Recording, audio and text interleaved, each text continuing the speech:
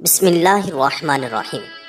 اللہ تبارک و تعالیٰ کے نام سے شروع جو بڑا مہربان اور نہایت رحم کرنے والا ہے۔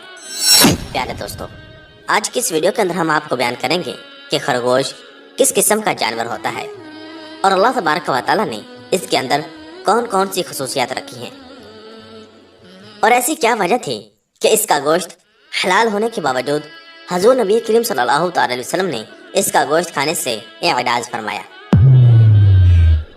اور اگر کوئی شخص خرگوش کو اپنے خواب میں دیکھے تو اس کی کیا تعبیر ہوگی، اور ایسی کیا وجہ ہے کہ جنات خرگوش کے قریب نہیں آتے۔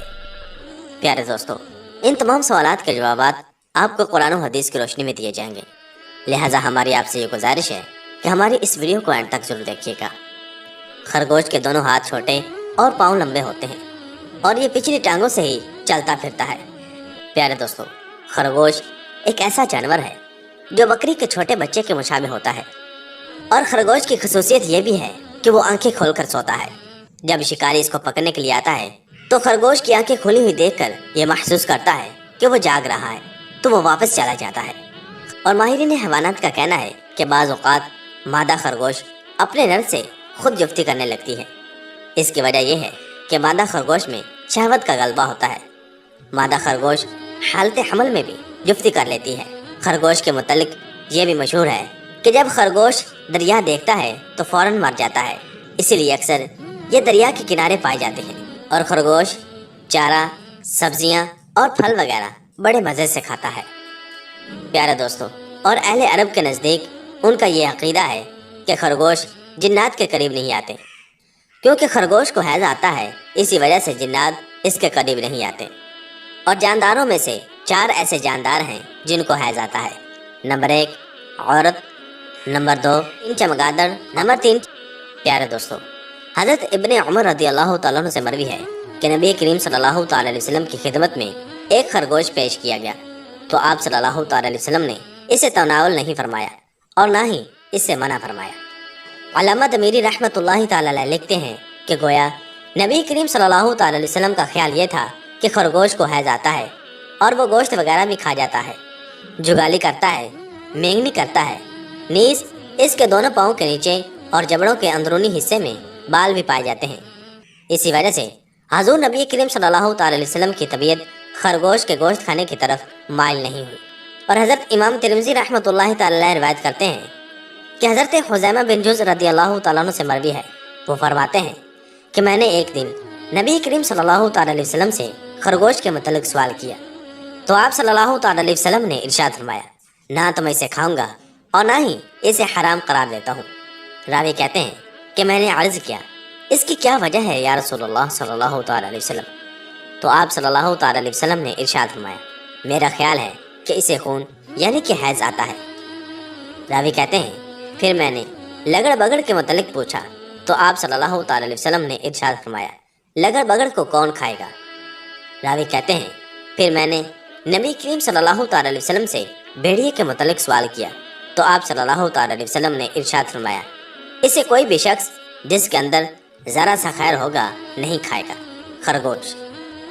حضرت امام ابو داؤد نے سنن ابی داؤد میں ایک روایت نقل کی ہے کہ حضرت عبداللہ بن عمر رضی اللہ تعالیٰ عنہ سے مروی ہے کہ نبی کریم صلی اللہ تعالی علیہ وسلم نے ارشاد فرمایا کہ خرگوش ان جانداروں میں سے ہے جن کو حیض آتا ہے۔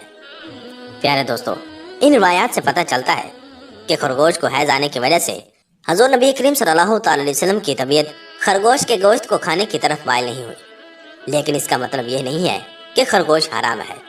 خرگوش حلال ہے، اگرچہ خرگوش گندا جانور ہے لیکن اس کا گوشت کھایا جاتا ہے، اور تمام اہل علم کے نزدیک خرگوش کا گوشت حلال ہے۔